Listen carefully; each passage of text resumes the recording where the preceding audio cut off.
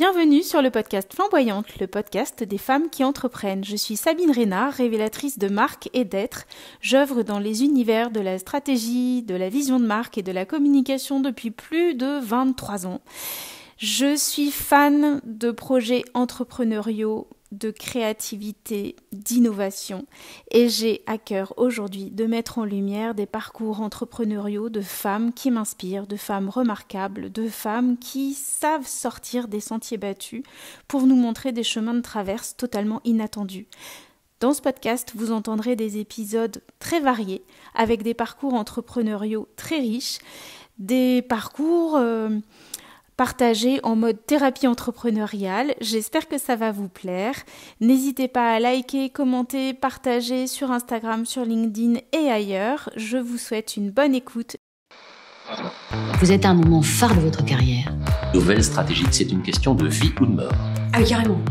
Le mot patronne, pour moi, c'est un mot très fort. Ah non, mais nous les femmes, c'est pas pareil. Ah bon? Combien il te faut pour commencer?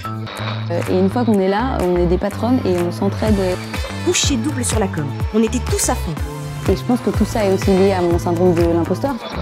Ouvrir une boîte, et pourquoi pas? Aujourd'hui, j'accueille une femme dont le parcours est hors norme, tant elle suit son intuition, carbure à la vibration et fait ce qui lui plaît. Lorsque Samira Buchy m'a dit « Je n'ai jamais vraiment eu l'impression de travailler dans ma vie, je suis plus à la recherche d'expérience que de pactole, et encore au-delà de ce que je vends, il y a ce que je suis », ça m'a beaucoup parlé.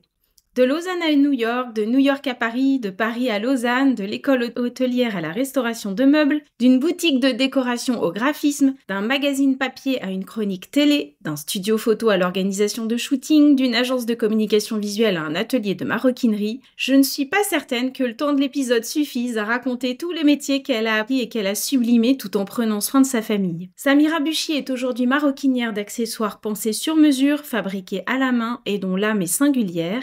Après avoir tout recommencé à de multiples reprises, éprise de créativité, de coup de cœur et d'une farouche liberté, Samira ne cesse de se réinventer. Je suis très heureuse d'accueillir Samira au micro de Flamboyante. Et pour la petite parenthèse, c'est la deuxième fois qu'on enregistre cet épisode parce qu'on a eu un problème de son sur le premier. Donc j'espère qu'on sera toujours aussi spontané et aussi enjoué que la première fois où notre entretien était juste génial. Donc bienvenue Samira pour la deuxième fois sur Flamboyante, tu as beaucoup de chance. Pour commencer, est-ce que tu peux nous partager ton humeur du jour ? Lumineuse, comme la dernière fois. Par contre, aujourd'hui, il y a un grand soleil sur Lausanne. Donc, c'est tout à fait approprié. Voilà. Et merci de me recevoir, Sabine. Est-ce que tu peux également te présenter comme tu le souhaites ? Je pense être quelqu'un de multiple, multicolore, pluriel. Voilà, je pense que ça me représente bien.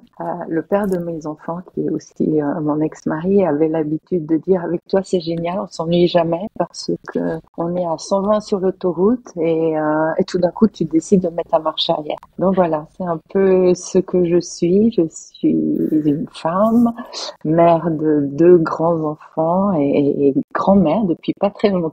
Donc voilà, très heureuse. Est-ce que tu peux nous dire ce qu'entreprendre t'a appris à aujourd'hui ? Entreprendre, je pense que ça a été pour moi que je suis vraiment au fond de moi-même. Enfant, j'étais une enfant turbulente, non concentrée. J'avais de la peine à l'école.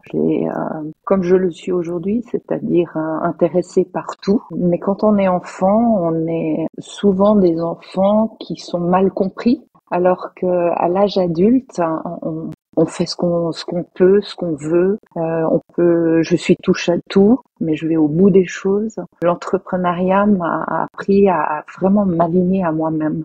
Donc ça c'est quelque chose qui me permet d'aller chercher mes talents, mes compétences, mes ressources. Et je suis vraiment là où je dois être aujourd'hui.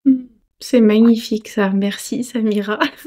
Est-ce que tu peux alors justement décrire les grandes lignes de ton aventure professionnelle et puis entrepreneuriale, en lien aussi avec tes lieux de vie, les gens que tu as rencontrés, parce que finalement, si j'ai bien compris ton parcours, tout est lié, tout est intriqué, à la fois ce que tu fabriques, ce que tu exerces, le métier que tu pratiques, les lieux dans lesquels tu pratiques ces métiers et les gens qui t'accompagnent dans ton environnement. Oui, alors moi je pense que ça part vraiment déjà de l'éducation que on a reçue mon frère et moi. J'ai un frère de 2 ans moins que moi et je vois que son parcours est aussi m'impressionne énormément aussi et je pense qu'il est dû à notre éducation. À la fois, on a eu une éducation très stricte avec un père très très autoritaire et une maman très douce. Mon père vient du sud de la Tunisie. Et ma mère, la famille de ma mère, une partie vient de l'Italie et de l'Allemagne. Et mon frère et moi, on est né en Suisse. Mais je pense que cette espèce de relation déjà que mes parents avaient entre eux, c'est-à-dire ma mère venant de Suisse, parce elle est née aussi en Suisse, et mon père arrivé de Tunisie, c'est quelque chose. Lui, il est arrivé dans les années 60. Il faut se dire que voilà, un couple mixte dans ces années en Suisse, c'est quelque chose qui n'était pas non plus très courant. Et je pense que l'assemblage de ces deux personnes, de ces deux caractères, de ces deux tempéraments, ont fait qu'on a eu une enfance extrêmement riche. Alors pas riche en argent ou comment dire en choses. Mes parents n'étaient pas des gens qui accumulaient. Dès qu'ils avaient un petit peu d'argent, on sautait dans un avion et on partait voyager en Tunisie. On l'a fait de haut en bas, de droite à gauche. On a visité tous les sites. On a visité plein d'autres pays. Ma mère toujours avec le guide bleu à la main. Et donc voilà, je pense qu'on est riche, mon frère et moi, de cette expérience. Et ça nous a permis d'être des enfants observateurs. On a pu toucher à beaucoup de choses, mais dans une famille où il y avait une structure assez stricte et autoritaire et beaucoup de rigueur. Voilà. Donc ça a défini ton parcours? Je pense que ça a défini mon parcours parce que ça m'a donné déjà l'ouverture d'esprit sur des choses que peut-être je n'aurais pas vues dans peut-être une famille conventionnelle, formelle, conforme. Et puis j'ai dû aussi me battre pour être qui je suis parce que comme je disais avant, cet enfant non concentré, j'étais intéressée à tout et tout le monde. On aurait pu dire que j'étais une enfant éparpillée, mais je pense que ça a été un temps où j'ai récolté toute cette richesse que je peux aujourd'hui exploiter, je dirais. Et donc, dans l'introduction, j'ai décrit une partie de tes métiers et les lieux où tu les as exercés. Est-ce que tu peux nous refaire le parcours et nous expliquer comment à chaque fois tu t'es retrouvée dans ces jobs et comment à chaque fois tu t'es réinventé, t'as rebondi, t'as créé des choses nouvelles, t'as appris des choses nouvelles. Les étapes en fait, depuis l'école hôtelière, pourquoi l'école hôtelière et comment t'en es arrivée là aujourd'hui à faire de la maroquinerie? Par quoi t'es passée? Alors l'école hôtelière, déjà on a cette école ici à Lausanne, qui est une très bonne école. Et c'est surtout, on dit école hôtelière, mais moi je dirais école de la polyvalence. C'est vrai qu'on s'était orienté hôtellerie, restauration, mais moi ce que j'ai appris à monter des projets à l'école hôtelière. Ça m'allait bien parce que c'est vrai que orienté hôtellerie, dans un hôtel, il y a tout. Il y a tous les métiers du monde. Il y a le côté manuel, il y a le côté humain. Et ça a été une école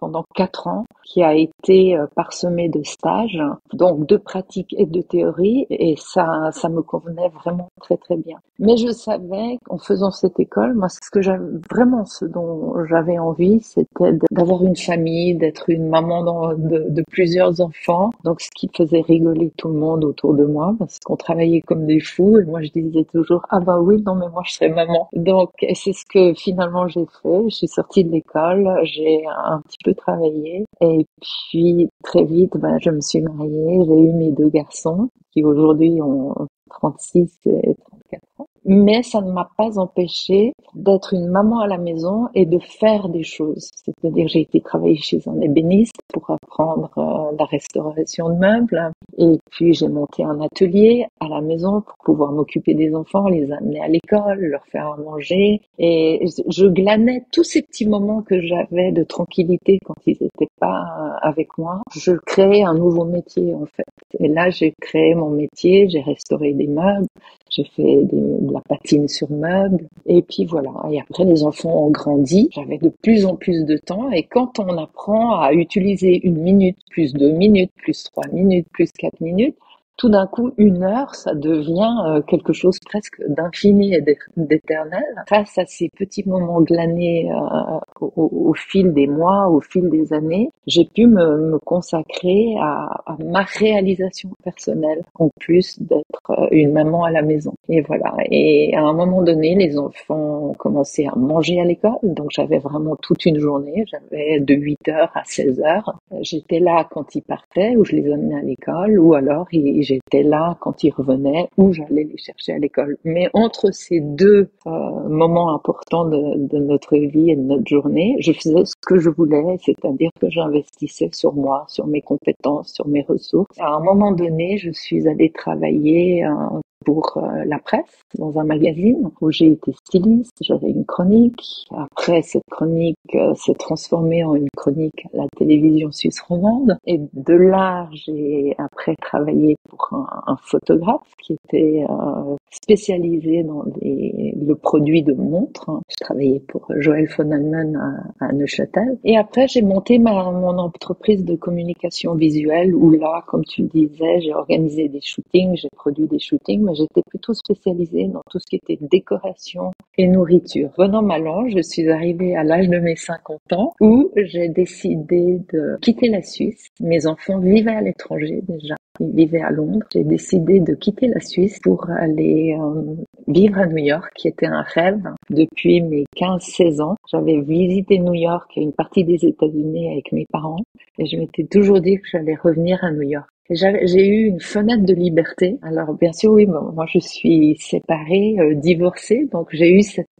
liberté de partir. J'ai vendu ma maison et avec cet argent, je l'ai réinvesti à nouveau sur moi. Je suis partie étudier au FIT, au Fashion Institute of Technology de New York, pendant 2 ans. Et c'est là où j'ai appris un nouveau métier qui était maroquinière, designer. Et voilà, j'ai vécu 2 ans à l'université. Je vivais sur Manhattan, qui a été une expérience extraordinaire. J'avais l'impression de vivre ma vie sur un grand écran. Et puis, après ces 2 années, je me suis dit, je vais encore rester à New York. J'ai eu la possibilité de rester et j'ai monté mon atelier dans le Queens, dont je vivais sur Manhattan et je prenais le métro tous les jours pour aller dans mon atelier dans le Queens. Ça a été une expérience extraordinaire. Et au bout de ces 4 années, j'ai décidé de revenir en Europe.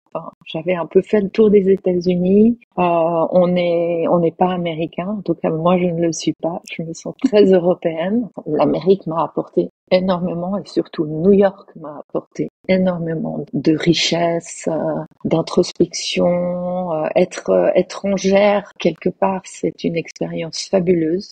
Ne pas parler sa langue, ça nous demande beaucoup d'efforts, mais aussi on peut avoir beaucoup de recul, je pense. On peut être dans une position d'observateur, et c'est ce que j'ai été pendant 4 ans. J'ai décidé de rentrer en Europe et pas en Suisse, pas toute Suisse. Mes enfants étaient encore à l'étranger et moi je me suis dit que j'avais envie de continuer un peu cette expérience et je suis partie à Paris où je l'ai vécu pendant 4 ans. J'ai remonté un atelier à Paris.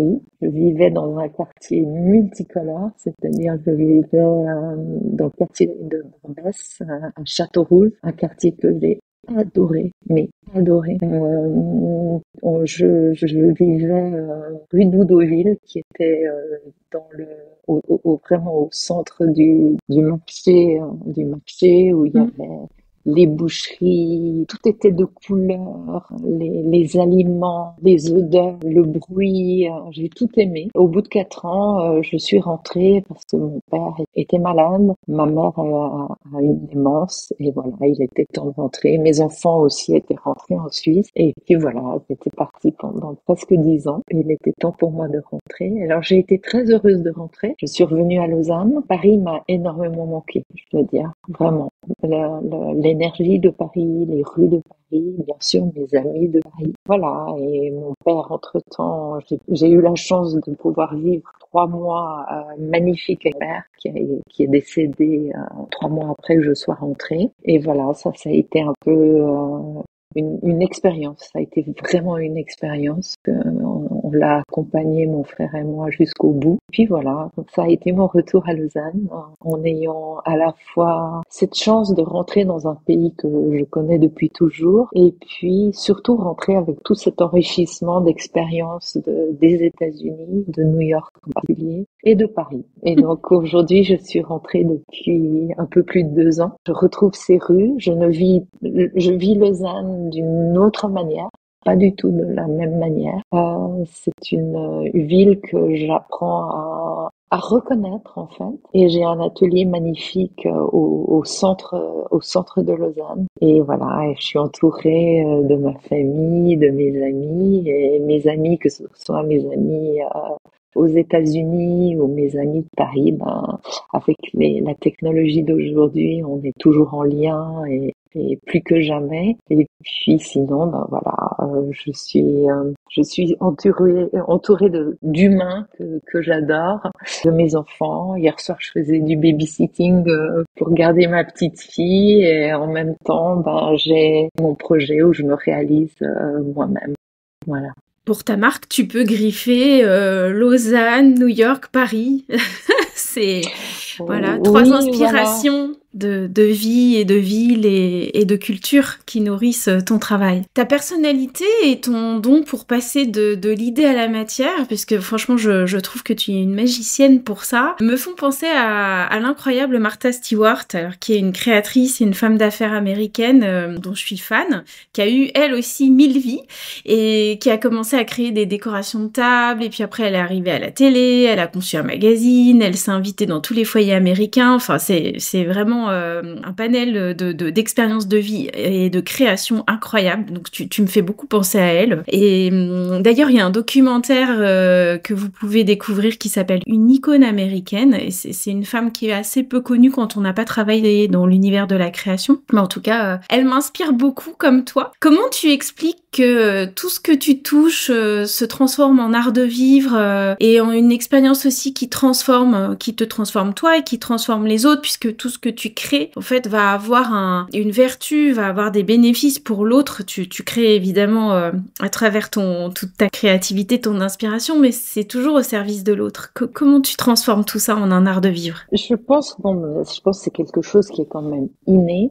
Je pense que mon éducation, la culture, c'est multiculturel chez nous. Donc, il y a eu beaucoup de passages du fait que mon père était tunisien, ma grand-mère moitié italienne. C'était un environnement très méditerranéen. La porte était ouverte pour tout le monde. Mes parents avaient énormément d'amis étrangers aussi. Je pense que les expériences, que ce soit américaines ou françaises, m'a appris une chose, c'est que finalement on est ce que l'on est. L'environnement dans lequel je me trouve ne change pas grand-chose finalement. Transporte ce que je suis avec moi. Je vais m'enrichir de là où je vais aller, ça c'est clair, mais ce que l'on est fondamentalement, l'essence, elle est là, je pense, depuis notre naissance. On s'enrichit avec l'éducation, on s'enrichit avec les gens que l'on rencontre, l'environnement dans lequel on est. Mais l'essence de qui l'on est, je pense qu'elle est là depuis toujours. Moi, en fait, dès qu'un projet est dans la tête, dès qu'une idée est dans la tête, et si cette idée, je la poursuis dans la tête, je la crée dans la tête, après, elle est faite. En fait, quand je commence à la matérialiser, elle est déjà faite dans ma tête. Donc, elle existe déjà. Et c'est pour ça que je pense que j'arrive à aller jusqu'au bout de mes idées. Alors, bien sûr, je peux avoir 1 million d'idées et je ne vais pas réaliser 1 million d'idées. Mais sur les 1 million d'idées, il va y avoir quelques idées où je vais tirer le fil, je vais les finaliser dans ma tête. Et du moment que je vais commencer à prendre soit un ciseau, soit un crayon, soit une plume pour écrire, le projet, il est déjà terminé, en fait.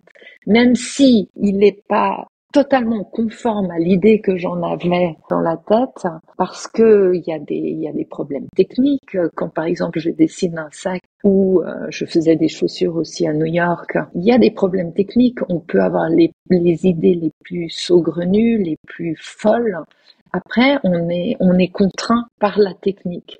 Et je pense que la contrainte va amplifier la liberté que l'on a dans notre vie. Ça, c'est mon prof de chant. Je faisais du chant lyrique d'opéra. Et il me disait toujours, tu peux crier, Samira, mais en fait, c'est pas ça le chant. La liberté, tu la trouveras entre deux lignes. Et ce sera entre ces deux lignes que ta voix sera la plus belle et la plus entendable. Et je pense que la vie, c'est ça. Je pense que les contraintes nous permettent de nous dépasser, de nous surpasser, d'aller chercher des ressources que l'on ne connaissait pas. Et surtout, peut-être aussi, d'avoir l'humilité d'aller chercher des ressources chez les autres, chez d'autres personnes. Voilà. Tout ce que je fais, ça a été un mélange de compétences, de talents et de ressources que j'avais en moi, que je suis allée chercher chez les autres et que celles que je n'avais pas et que les autres n'avaient pas, j'ai peut-être pris du temps pour les apprendre. Et justement, dans toutes tes expériences créatives et professionnelles, quelle a été l'expérience qui t'a mise face à beaucoup de contraintes et qui t'a demandé le plus de ressorts pour aller chercher des ressources et des idées et de l'apprentissage? Moi, je crois que c'est le métier de mère de famille. Je dois le dire comme ça. Ok, c'est créatif aussi. Parce que je dirais que même encore aujourd'hui, je suis toujours à la recherche de l'alignement, du juste mot, du juste comportement. Et puis être la mère de deux garçons en tant que femme, on fait pas toujours juste parce qu'on est là avec notre féminité, avec nos doutes, nos questions. Je dirais que un métier, ça c'est l'expérience où je me remets en doute tous les jours. Après, pour mes expériences de métier, chaque fois que je suis devant un apprentissage, je dirais, je suis devant à la fois une grande excitation et des grands doutes. Mais avec les années, j'ai l'impression d'avoir une boîte à outils interne où je vais aller pouvoir me promener avec, je vais prendre mes doutes par la main, je vais aller dans ma boîte à outils interne et puis je vais aller voir si j'ai l'outil qu'il faut pour ce doute-là ou pas ce doute-là. Et je trouve qu'avec les années, j'ai de plus en plus d'outils. Et il y a des doutes qui vont persévérer, qui vont être encore là, mais je vais pouvoir en parler à des amis proches. J'ai des amis extraordinaires et on va pouvoir échanger. Et le fait, rien que d'échanger, le doute, je veux pas dire que le doute va se dissiper, mais le doute ne sera pas une souffrance. Voilà. Est-ce que tu associes le doute au vertige? Parce que parfois, sauter d'un métier à un autre, d'une expérience à une autre, ça peut donner le vertige. À quel moment dans les expériences que tu vivais, tu te sentais pleinement rempli du métier, tu commençais à le maîtriser et là, est-ce que tu avais une opportunité ou une envie qui te guidait vers l'expérience d'après? Comment ça se passait ces transitions? Parce que là, on a compris que t'as fait des sauts de puce. Alors, on est toujours dans l'univers de la création, hein. Mais en tout cas, c'est tellement de médiums utilisés, t'as appris tellement de métiers différents à quel moment en fait tu sentais le point de bascule et tu sentais que t'étais appelé par une curiosité qui te guidait ailleurs? Je pense que c'est les opportunités et c'est surtout que j'ai pas l'impression d'avoir sauté d'une chose à une autre. Ça a été une continuité parce que déjà je suis restée dans la créativité. Et donc, j'ai pas l'impression tout d'un coup d'être devenue neurochirurgienne. Donc, donc je suis restée dans le visuel, dans l'image, dans la matière, dans la couleur, dans les traits. Je dirais que chaque expérience venait enrichir la prochaine expérience. Voilà. Donc, moi, j'ai jamais eu de vertige. J'ai pas le sentiment d'avoir eu le vertige. J'ai juste eu le sentiment qu'à un moment donné, il fallait que j'aille plus loin. J'en parle souvent. Moi, je travaille le geste. Je travaille avec mes mains, qui est une belle thérapie pour la tête. Mais quand on travaille avec le geste, souvent, on a l'impression que le geste, on le connaît. depuis toujours. Il y a des gestes qu'on va apprendre, mais il y a des gestes où j'ai l'impression qu'ils sont innés. Est-ce que c'est des gestes que je connais depuis toujours? Est-ce que c'est des gestes que j'ai hérités de je ne sais où? Donc j'ai passé d'une expérience à une autre en ayant l'impression de défiler finalement une bobine de fil. J'ai suivi mon fil rouge, mais j'ai pas l'impression d'avoir fait des sauts qui seraient incohérents. Voilà. En tout cas pour moi, il n'y a pas d'incohérence dans mon parcours. Peut-être que parfois il manque la pièce du puzzle du milieu pour pouvoir raccrocher toutes ces expériences les unes aux autres. En tout cas pour moi, toutes ces expériences vécues font du sens. Voilà. Et je dis souvent, comme le magazine Elle, je change de couverture toutes les semaines. Il y a des articles de fond, il y a le bon plan des copines. À la fin, il y a les 4 recettes de cuisine. Je suis un peu, et tu parlais de Martha Stewart. Effectivement, je pense que cette femme a ouvert la possibilité du touche à tout. Et qu'on prenne au sérieux le touche-à-tout et les gens qui touchent à tout. Et je pense que, mis à part cette femme qui a fait aussi de la prison pour, Oui. je pense, pour des choses fiscales, c'est une femme qui a ouvert la porte à des femmes qui avaient envie de faire beaucoup de choses et qui n'étaient pas forcément carriéristes dans une grande entreprise ou dans une multinationale, qui pouvaient être dans une famille, qui pouvaient être mère de famille et réaliser et se réaliser et qu'on pouvait prendre au sérieux. Voilà. Ouais, c'est très beau ce que tu dis, Samira, parce que peut-être qu'encore aujourd'hui, ces femmes sont pas toujours prises au sérieux, alors qu'elles mènent plusieurs carrières de front et elles se réalisent en même temps qu'elles mènent ces carrières et qu'elles s'occupent de leur famille.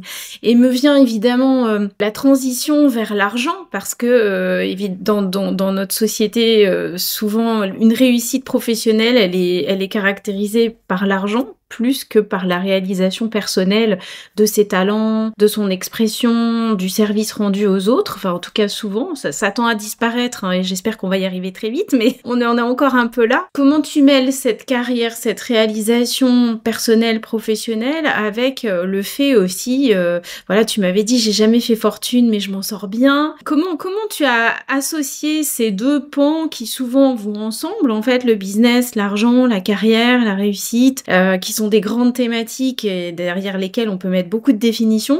Comment pour toi ça sonne, ça parle tout ça, tout au long de ces expériences? Comment ça s'est joué pour toi? Alors j'aimerais déjà dire par rapport à la reconnaissance par exemple d'une mère au foyer, d'une mère qui a décidé de s'occuper de ses enfants. Le père de mes enfants et moi, on vivait vraiment une famille traditionnelle. Le papa va travailler, la maman reste à la maison pour s'occuper des enfants. Mon ex-mari, lui, était un commerçant de coton. Il était trader en matières premières, en coton. Et il voyageait énormément. C'est vrai que souvent, quand on sortait le soir en société, j'étais assise autour d'une table et on me demandait ce que je faisais. Je me disais, je suis à la maison, je m'occupe de mes enfants. Et c'est vrai que l'intérêt se détournait assez rapidement. Jusqu'au jour où je me suis dit, bon, la prochaine fois qu'on me demande, je répondrai. Et c'est ce que j'ai fait. Je suis chef d'une entreprise familiale. Ah bon, qu'est-ce que vous faites?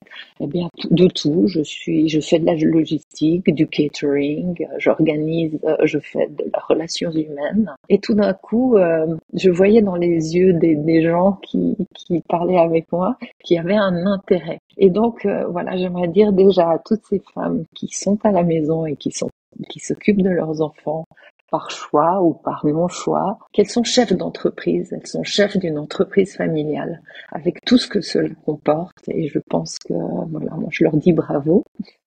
Et puis par rapport aux financiers, oui, moi j'ai bénéficié du soutien de mon mari à l'époque. J'en ai été très heureuse et j'en ai fait bon usage. Aujourd'hui, je suis indépendante, autonome, et je fais attention.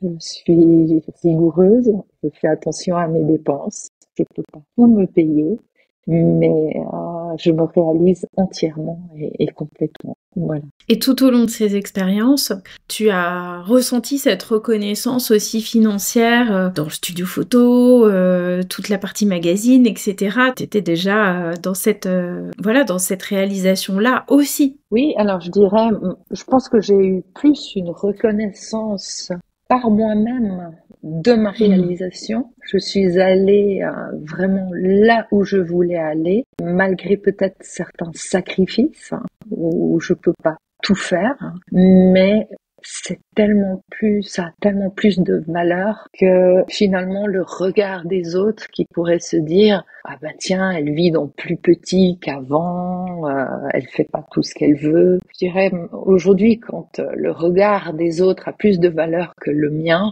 bah, ça veut dire que je suis pas alignée et ça va pas du tout. Donc je me réaligne. Et puis la satisfaction que j'ai tous les matins de me lever et d'aller travailler, de rentrer dans mon atelier, d'avoir une idée et de la créer est tellement riche. Alors je comprends, oui, il faut payer ses factures, avoir un toit sur la tête, pouvoir manger, mais voilà, j'y arrive avec une certaine rigueur. Voilà. Si tu te devais trouver un nom pour décrire ta carrière, ce serait lequel? J'ai commencé en disant que j'avais une humeur lumineuse, je dirais la lumière. Et pourquoi la lumière? C'est ce que je ressens, je me sens aimée dans la vie, je me sens... La lumière pour moi c'est quelque chose d'extrêmement positif, j'ai besoin de lumière, c'est la chaleur, c'est l'espoir, je le vois comme ça. Et donc c'est aussi de la lumière que tu glisses dans tout ce que tu crées, que tu diffuses dans toutes tes créations? Oui, je pense. Ça, c'est pas moi qui peux le dire, hein. Ça, c'est les autres. Mais je pense que là où il y a de la lumière, il y a de la vie. Et il y a de l'amour aussi. Bah, forcément. Là où il y a de la vie, il y a de l'humain, il y a de l'amour, voilà, effectivement. Et je pense qu'on est tous mus par cette envie d'aimer et d'être aimé. Et je crois qu'on vit que pour ça, finalement. Et tu m'avais dit lors de notre premier entretien, au-delà de ce que je vends, il y a ce que je suis. Est-ce que tu vends un style, tu vends un fragment de ta vie? Comment t'inspires tes clients, tes clientes? Enfin, raconte-nous ça. Comment tu vis ça? Je pense que ce que je vends, c'est effectivement, on va le dire en anglais, un lifestyle. Mes sacs, aujourd'hui, je ne vends que des sacs ou des petits accessoires. Je pense qu'on peut vraiment se dire que mes sacs me représentent, en fait. C'est des sacs simples, c'est des sacs discrets, c'est des sacs qui sont bien finis, qui sont finis avec beaucoup de conscience, hein. C'est des sacs légers. Je n'aime pas faire quelque chose qui sert à rien. Donc tout ce que je fais est usuel, sinon ça sert à rien. C'est comme à la maison, je n'ai rien que je n'utilise pas. Et si j'utilise pas quelque chose, eh bien je le donne. Donc tout ce que je fais, il y a une partie de moi dans mes sacs, ça c'est clair. C'est un état d'esprit, c'est une façon de vivre. Et c'est des sacs qui sont intemporels. Je pense pas que ce soit des sacs à la mode. C'est des sacs qui peuvent perdurer dans le temps. C'est des sacs où les matières sont belles, sont magnifiques. Si on aime le cuir, on aime les toucher. C'est une matière sensuelle. Donc oui, j'y mets beaucoup de moi dans mes sacs. Voilà. Et ce sont des sacs qui vont être patinés par le temps, par les expériences, par les mouvements? C'est des sacs qui se patinent très très bien. Je choisis des cuirs qui peuvent se patiner. Je choisis des cuirs qui, même s'ils ont été abîmés, ça leur amène un charme supplémentaire, même une valeur supplémentaire, je dirais. Et je n'ai pas de stock, en fait. Je travaille que à la commande. Ça veut dire que quand je travaille un sac, le client sait que ce sac, je l'ai travaillé pour cette personne-là. En général, la personne vient à l'atelier, il vient choisir son cuir. Donc déjà, l'expérience, elle commence là, à l'atelier, où le client va pouvoir toucher son cuir, on va pouvoir discuter de ce qu'il a envie, un sac grand, un sac petit, un sac plutôt pour des soirées, un sac plutôt pour tous les jours, un sac parce qu'on fête un grand anniversaire, un sac parce qu'on a des amis qui veulent nous l'offrir. Et dernièrement, j'ai eu une femme qui est venue choisir un sac pour ses 60 ans et elle avait reçu un bon cadeau de toutes ses amies. Et donc, elle est venue, elle, choisir son cuir.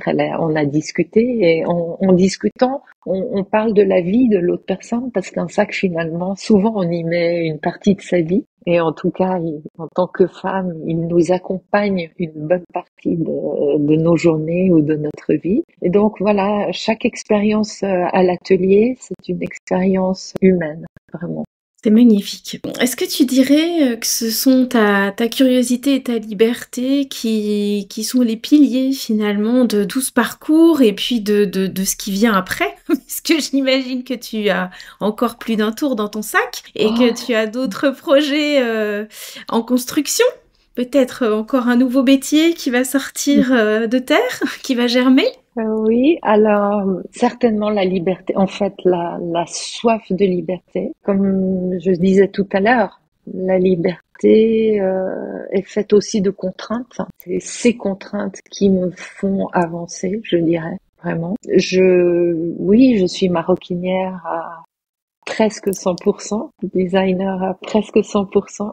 Mais je donne des cours de yoga, je me forme en tant que coach holistique avec Sylvie Liger, qui est une personne magnifique. Et voilà, et je me dirige tout en gardant ma principale activité de maroquinière designer. Je vais la partager avec ma profession de coach holistique, où je vais aider les personnes qui en ont envie à retrouver l'étincelle quand la magie n'opère plus. Je vais m'adresser plutôt aux femmes qui n'ont pas forcément besoin de travailler, mais qui ont besoin de se réaliser. Et je pense qu'une femme qui se réalise, c'est une pépite qu'on a sur Terre en plus. Voilà. J'aime beaucoup ta manière de faire se rencontrer le besoin de travailler, le besoin de se réaliser. Parce que finalement, il y a des gens qui sont en quête de sens parce que dans leur travail, ils n'arrivent pas à se réaliser. Et c'est peut-être aussi ça qui met tant de personnes dans des situations d'inconfort, voire de souffrance absolue au travail. Comment tu vois ça, toi? Parce que j'imagine que cette liberté et que cet épanouissement dans ta réalisation font que tu te sens pas travailler et que t'as pas le sentiment d'être dans un labeur, dans un métier de non-sens. Je pense qu'on est confronté à la société. On est confronté au conformisme et à se conformer à ce qui est bien, ce qui est pas bien. Comme je l'ai dit tout à l'heure, j'ai eu la chance d'être dans une famille non conventionnelle. Ça n'a pas toujours été simple, mais ça donne une certaine liberté par rapport aux choix que l'on peut faire, malgré le regard de la société ou la non-conformité qui pourrait créer des problèmes. Du moment qu'on n'est pas aligné, c'est vrai qu'on traîne quelque chose, on traîne le non-bonheur en fait. On n'est pas très heureux quand on essaye de se conformer à quelque chose qui finalement ne nous appartient pas ou dans lequel on ne se reconnaît pas, je dirais. Après, on peut pas tous avoir les ressources nécessaires pour faire le pas. C'est vrai qu'il y a des gens qui doivent travailler d'une manière peut-être pas alignée à leurs valeurs ou à leurs besoins, mais ils sont obligés de le faire et il faut le reconnaître. Mais je pense qu'il y a peut-être moyen de se réaligner différemment, tout en gardant peut-être ce métier qui n'est pas aujourd'hui le métier qu'il nous faut, mais se réaligner dans d'autres domaines. Et finalement, souvent la vie est bien faite. Hein. Du moment qu'on réaligne un des domaines de notre vie, le reste suit. Voilà. Est-ce que tu as des regrets? Est-ce que tu as des envies? Quelle est la suite là pour toi? Alors moi, j'ai toujours des envies. Moi, j'ai toujours des envies. Je vais bientôt partager ma vie entre la région des Pouilles en Italie et Lausanne. Je rêve de mes citronniers, et de mes oliviers en Italie et ma vie ici. J'essaye d'être à Lausanne quand je suis à Lausanne et dans les Pouilles quand je suis dans les Pouilles. Et pas être à Lausanne et penser aux Pouilles et être aux Pouilles et penser à Lausanne et faire ce grand écart. Donc ça, c'est un grand travail pour moi de me focaliser et de m'enraciner là où je suis. J'ai de la peine à faire le grand écart et de vivre dans deux lieux différents. Des regrets, mais j'en ai tout un sac à dos de regrets.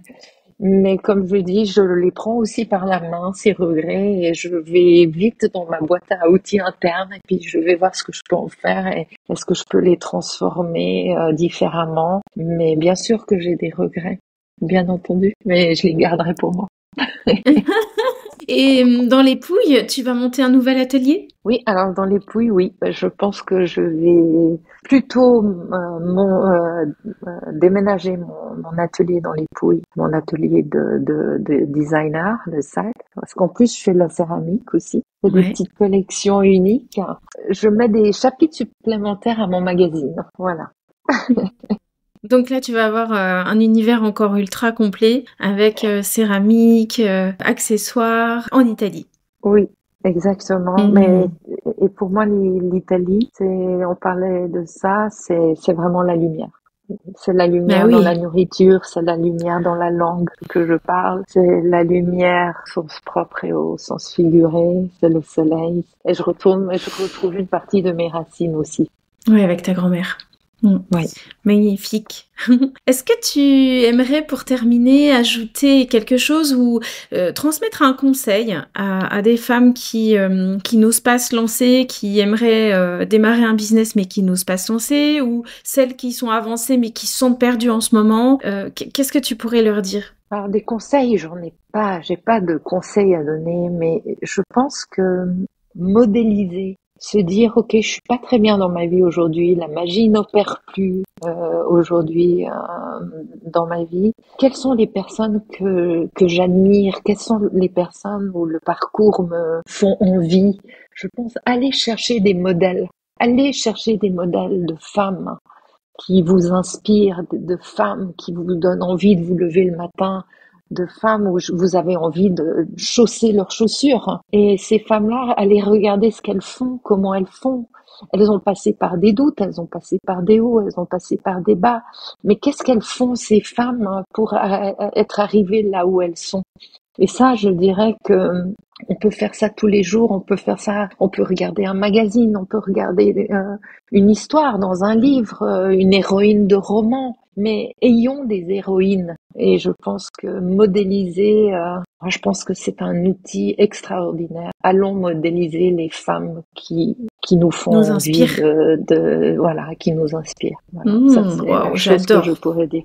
Mais j'ai pas de conseils à donner parce que on a des moments dans la vie où on est moins en forme, on a plus de peine à se lever, où on a l'impression on s'aime pas, on se trouve pas jolie. Mais par contre, oui, toujours regarder dans la direction de ces femmes qui pourraient nous enrichir et ayez un dialogue intérieur avec ces femmes-là. Imaginez que vous les rencontrez, imaginez ce qu'elles pourraient vous dire, imaginez peut-être qu'elles vous prennent un peu par la main en vous disant viens voir mon univers. Et je trouve que ça c'est extraordinaire. Oui. On a un magnifique slogan dans la phrase que tu as dite tout à l'heure. Est-ce que tu peux nous partager une ressource? Alors ça peut être un film, un livre qui te nourrit et qui t'aide à garder le cap. Dernièrement, j'ai lu L'homme qui plantait des arbres de Georges Iono. C'est un tout petit livre d'une trentaine de pages. Même les gens qui n'aiment pas lire peuvent le lire.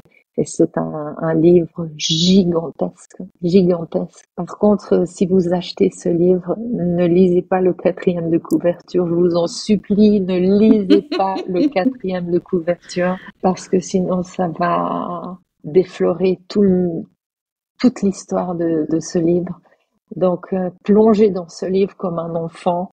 Et voilà. Et ça, c'est le livre que je vous encouragerais à lire.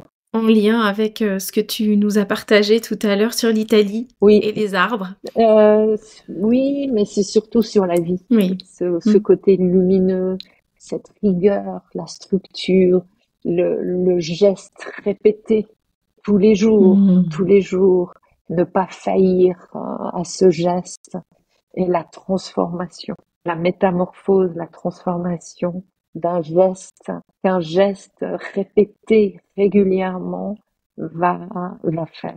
Ça me donne envie de retourner le lire parce que ça fait très longtemps que je l'ai oublié. Est-ce que tu peux me dire qui tu aimerais entendre sur ce podcast? Est-ce que tu as une idée? Je te prends un peu au dépourvu d'une femme que tu admires, que tu aimes et dont le parcours entrepreneurial est inspirant et pourrait nous inspirer.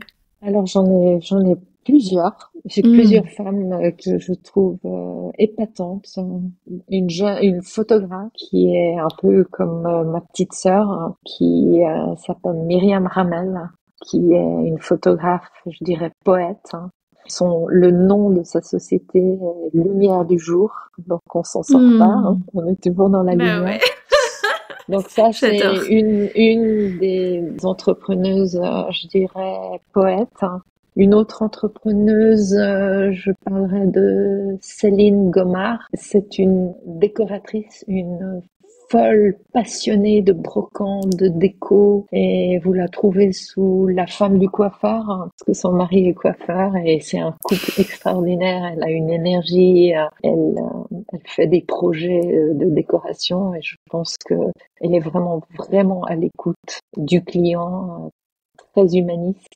Et une autre jeune femme qui s'appelle Johanna Haddad, qui elle fait un magazine Takeaway, et je vous encourage à aller voir ce qu'elle fait. Donc voilà, j'ai ces trois femmes qui je trouve sont lumineuses, qui ont des valeurs, que ce soit des valeurs familiales, des valeurs humaines, et qui ont osé se dire à un moment donné, je me réalise.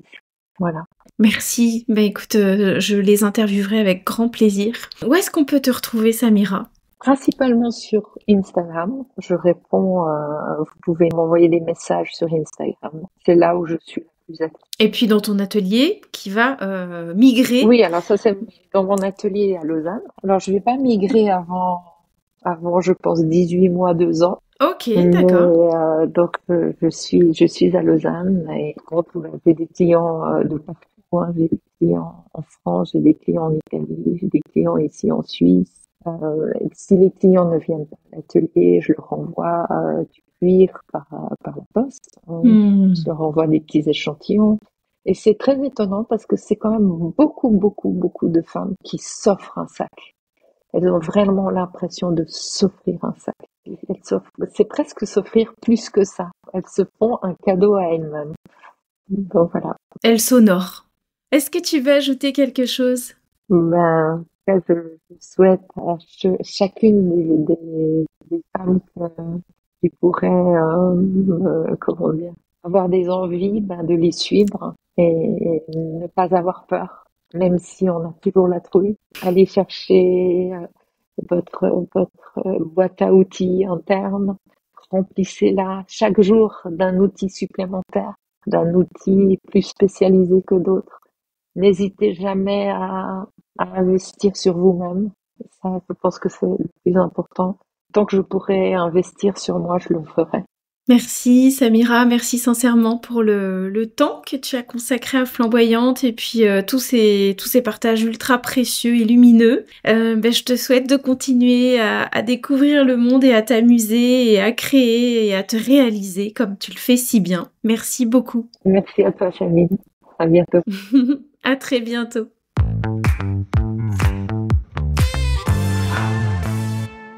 J'espère sincèrement que cet épisode vous aura inspiré et nourri. Si vous avez aimé cet épisode, je vous remercie de soutenir Flamboyante et Entrepreneur en vous abonnant, en allant déposer des étoiles et un commentaire sur Spotify, Podcastix ou Apple Podcast, en partageant l'épisode sur vos réseaux ou encore en invitant votre entourage à l'écouter. Si vous souhaitez me joindre, si vous voulez découvrir mon approche ou encore lire mes 3 livres publiés aux éditions Marie-Claire, retrouvez-moi à sabinerenard.com. Rendez-vous le mardi toutes les 2 semaines à 7h sur toutes les plateformes pour un nouvel épisode. À bientôt!